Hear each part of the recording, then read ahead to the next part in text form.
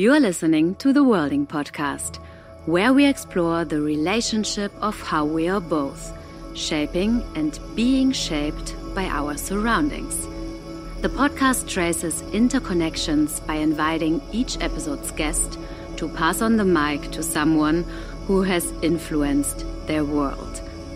And now, here's your host, dance artist Renae Shadler.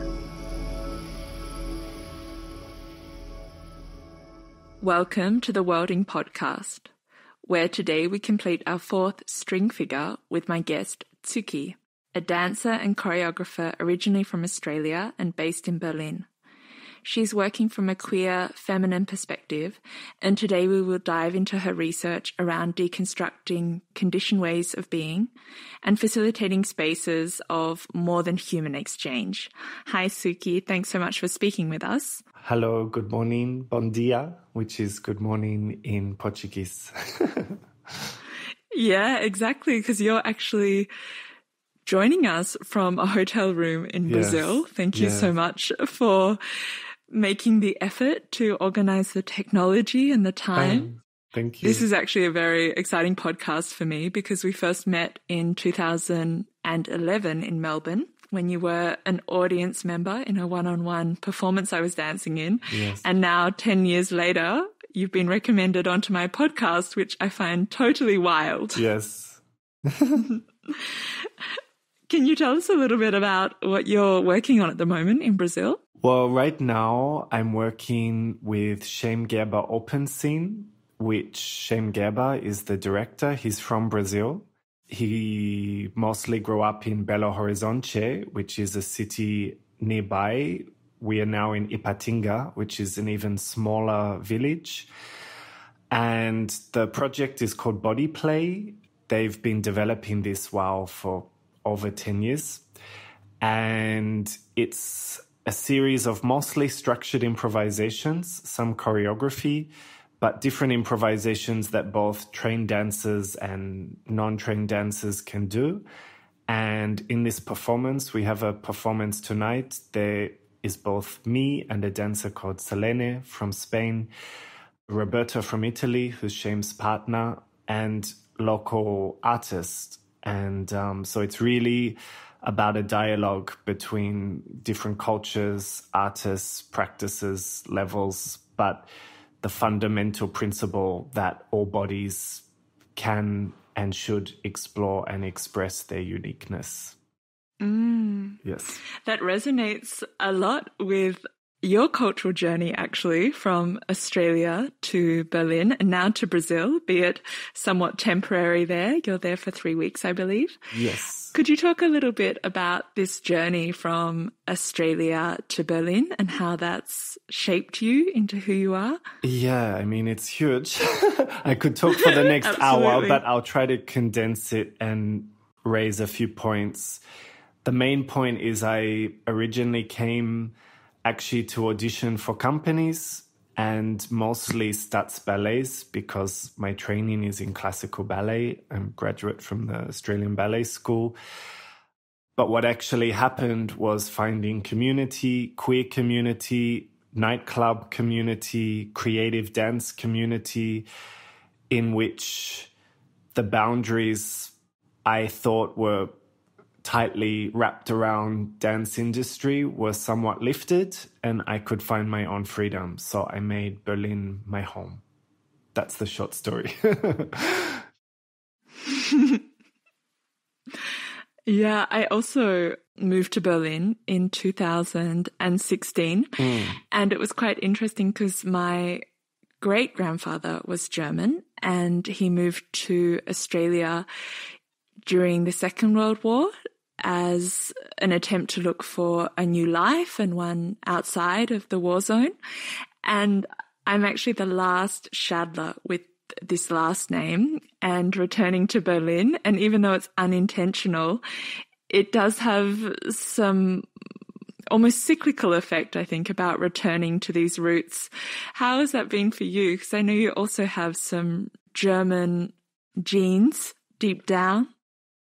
Mine's almost the opposite. My grandmother and great-grandmother are from Berlin. So for me, that's also special. Like there's Germany and there's Berlin.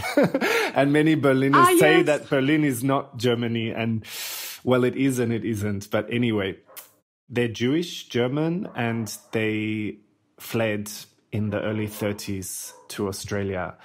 So yeah, this was not my intention or reason for going back. But I also believe sometimes your ancestry pulls you and calls you back. And yeah, it definitely now feels like that. Also in terms of my dance practice, as I've mentioned to you, that my existence, my being, where my body is and belongs feels as important as the way in which it moves. It's the same, it's one. And how do you find that? Like, I think that's quite a new idea for a lot of people, where their body belongs. And I think it's also something that perhaps is changing depending on certain times in your life, if you're raising a family in a certain place, or you have a family member who's sick perhaps, and so you go to a certain location for that reason. How do you feel or attune to when your body is in this state of belonging? Ooh, it's a big question, because this process relates to heritage and ancestry, but I can't necessarily use words like indigenous or like what is my indigenous or folk dance. I don't know. So actually, for me, it is through a state of confusion and a lot of information, even information overload in my body. I layer on many, many practices. But it's more really, then I get a little bit into my personal story, and I had a year of depression before I became Tsuki. And in this year of depression, I attempted suicide a couple of times. And one of the times was in Indonesia, and I tried to drown myself. And the moon actually was pulling the current so strongly, and I could have gone, into the sea, which is what I intended, but it pulled me back into a rock, which also saved my life. So, it's very dark and deep, but the point is, like, from this moment, I'm like, okay, well, I exist now. My body exists. Why do I exist? Where do I exist? Like, these fundamental questions became so strong because I could have not existed. So the layers of like success and industry and even artistry somehow from this moment became secondary to just, I am existing. This body is existing. It's breathing. It's living. So I don't have resolved answers to that, but it's partly where this question comes from. Yeah.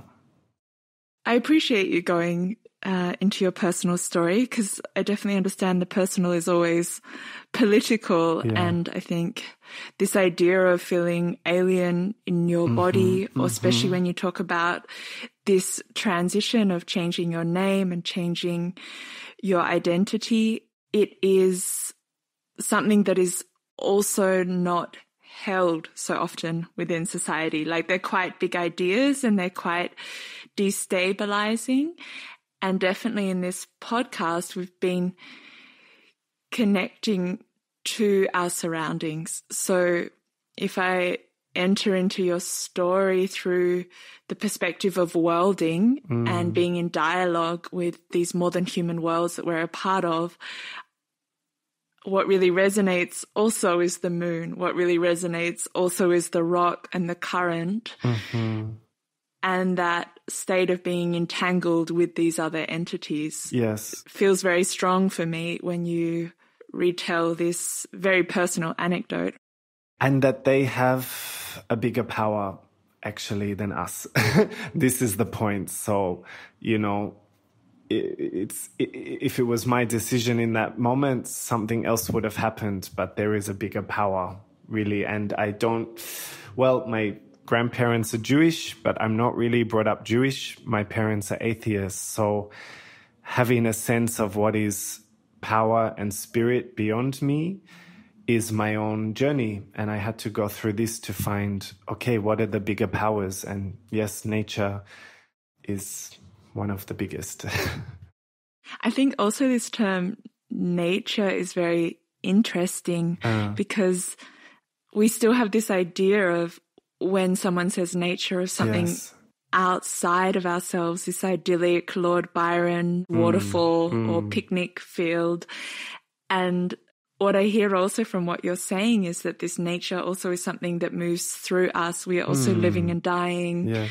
We are also regenerating in the same way that the waterfall is actually. And it's so intertwined when we think about the Anthropocene and also that in reverse, perhaps going into the Novacene, a book I'm reading at the moment by James Lovelock, also thinking about intelligences and technologies and how this is also informing us, I think is really an interesting state to be in, especially with these questions around the conditioning of your body and how that is now in this current moment.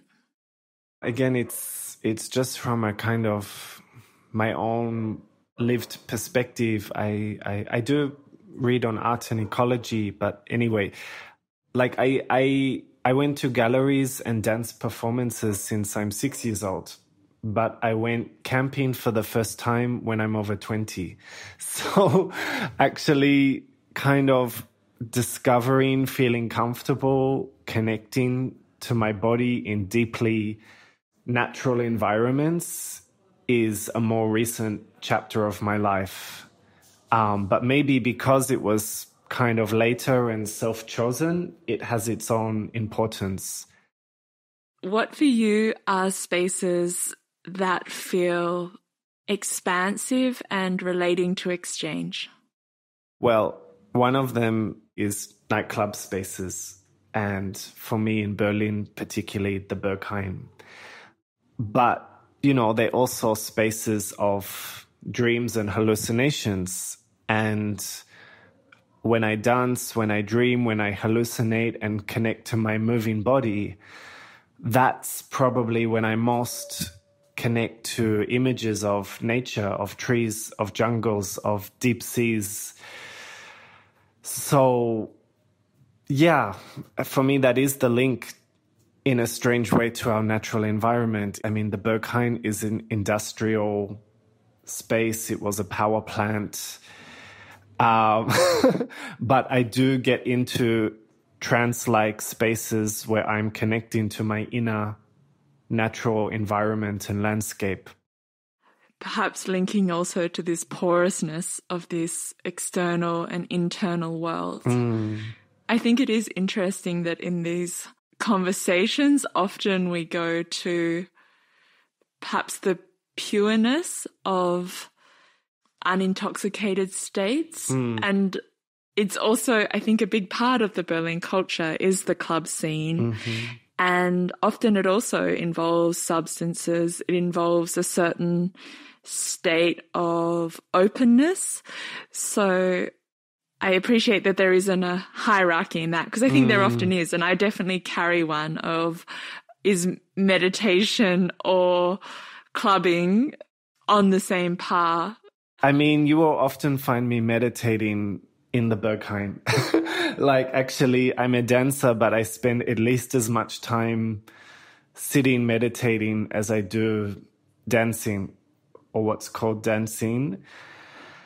And I had one particular, I can mention I had one particular trip on New Year's a couple years ago, where basically I knew I could exist, pass through, dance anywhere except on the dance floor. If I was on the dance floor, I was moving through the people, because if I go on the dance floor and have my own dance, then that's my personal expression.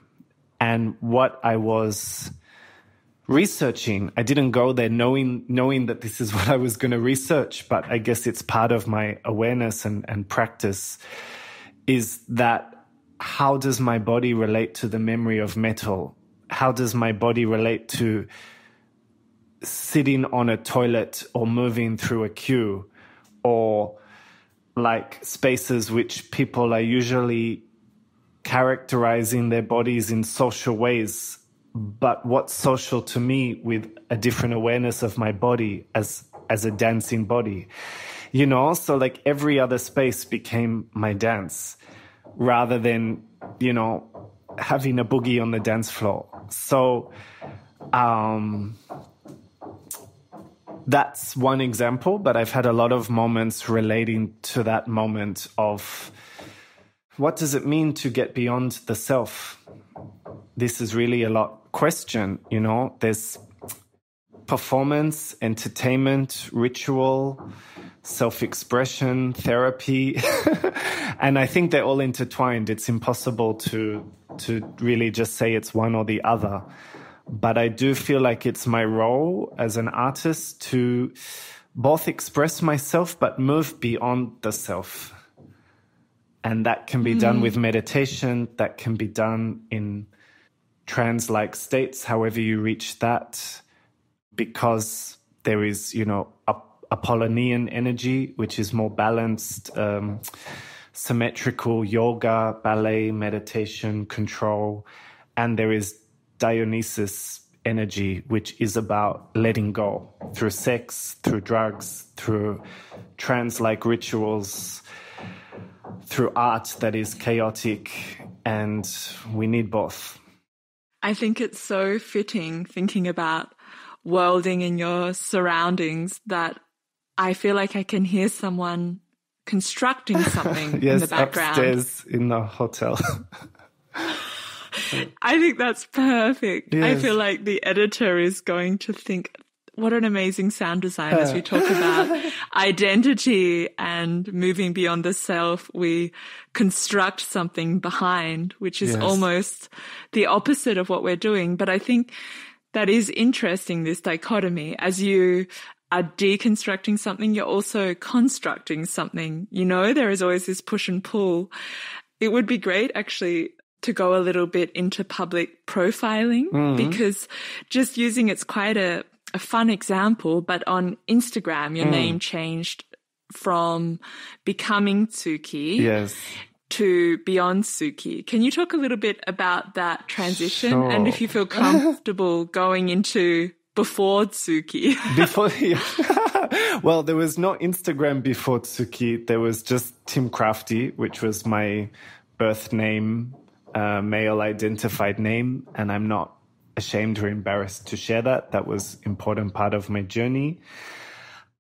So the becoming Tsuki means moon in Japanese. And there were two moments where the moon really saved and transformed me. I mean, many on a subtle way, but two in a very big, profound, life surviving way. And the first, as I mentioned, was being saved from drowning.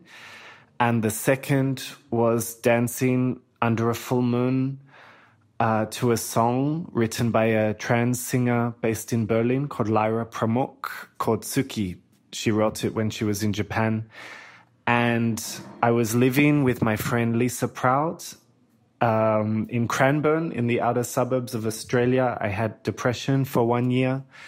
And I danced to this song and I transformed. I suddenly looked in the mirror and I just knew who I was. So from that moment, I knew, okay, I can change my body from a depressed state to a more alive, toned, expressive state. I can start to change my health, my relationships, but the core of me was already transformed in a sense. So becoming Tsuki, really I was already Tsuki, but all my outer layers needed time to evolve. So that's really where becoming Tsuki came from.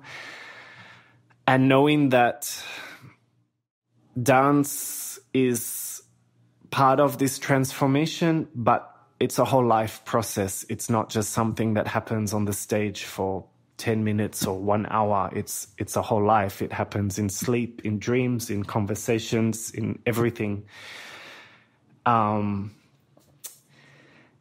So somehow, like, through that process, I'm back in Berlin. I'm building my community. I now really have such a beautiful collective of friends and collaborators who, you know, we help each other survive, actually. Like, it's the art and the community and the living and the survival all go together, which means we're not dependent on art structures and industry to make our work. It's great if we get it, but we're not dependent on it. So that's really important. And then, how did Beyond Tsuki? I mean, it's just like I can't remember the exact moment, but it's kind of like, okay, I can be becoming forever. But I felt by then I'd really shown myself, my work. I'd performed so much. I'm starting to teach. At some point I thought, okay, I'm here.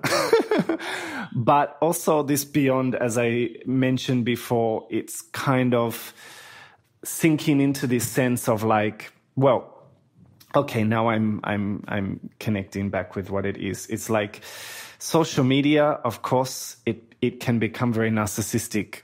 This is the thing. So, you know, but this is also the question. Like, I cannot live.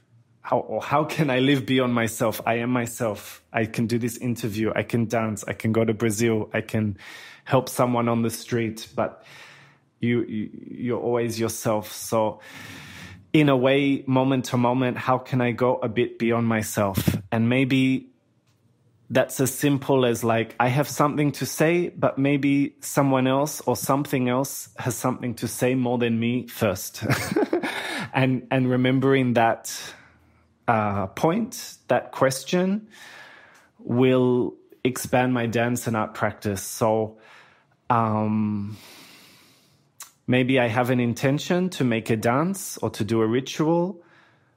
That intention is just like walking towards something, and all the things that are beyond my intention is actually more important and becomes the dance.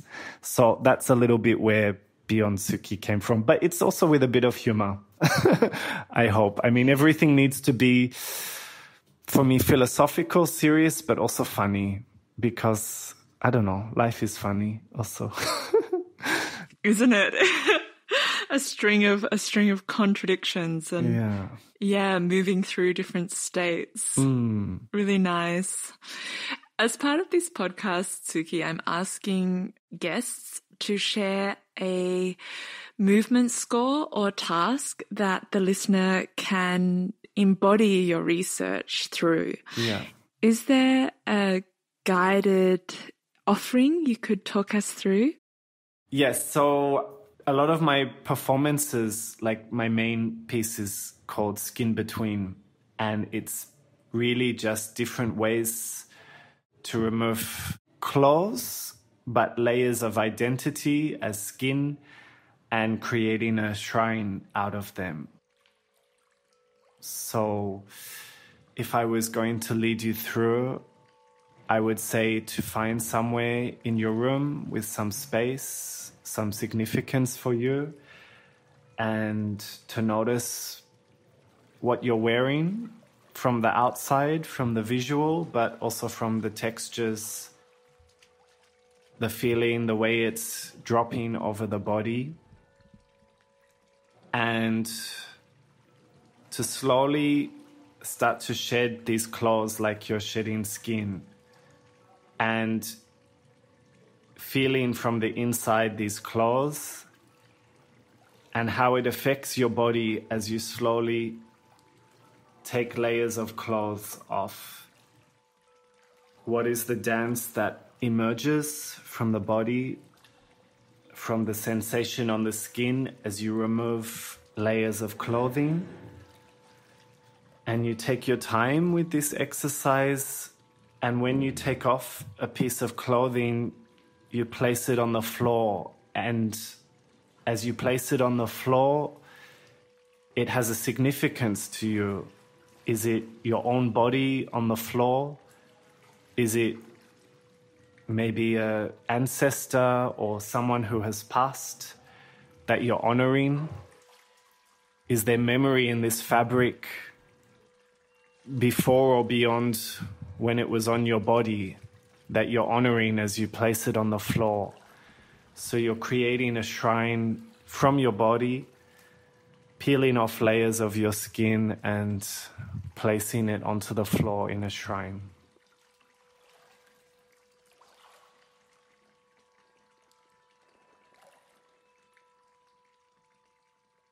So that's one of my practices that I incorporate with different dance practices, different dance improvisations that I layer with that and with different sound scores. Thank you. I think it's also a nice one to practice perhaps when you get in the shower. I'm thinking about moments that I clothe and unclothe. Often, if you're listening to this podcast on a tram, perhaps it's inappropriate to undress right now.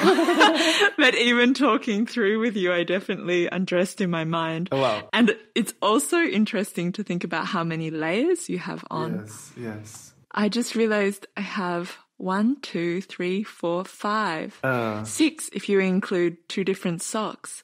So there are 6 fabrics caressing my body right now. I mean, you have a lot more than me because I'm in Brazil. Exactly. Yeah. Oh, wow.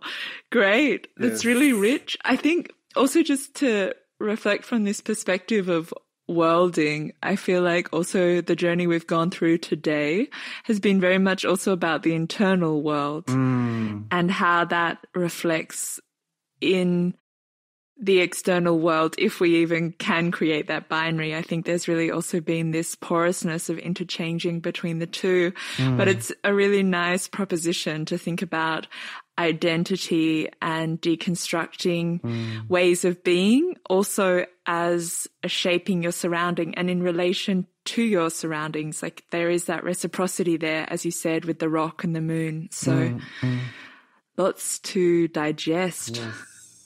Yes. Thank you so much. Thank you, Tsuki, for chatting with us today. Thank you. It's been a real gift to reconnect. Yeah, after 11 years. Wow. Let's do every 11 years and see. Yes. Great. Okay. I wish you all the best for your performance this evening. Thank you, darling. That brings us to the end of our 4th string figure. Thank you so much for listening. We will return in December with the next episode together with light designer Sandra Blatterer that will focus on her worlding practice into imaginary spaces and co-creating performances in context. I look forward to your feedback and staying in contact. It's a really wonderful process and I'm glad you're listening. All the best. Thank you for listening to the Worlding Podcast. Gefördert durch die Beauftragte der Bundesregierung für Kultur und Medien im Programm Neustart Kultur. Hilfsprogramm des Tanzen des Dachverband Tanz Deutschland.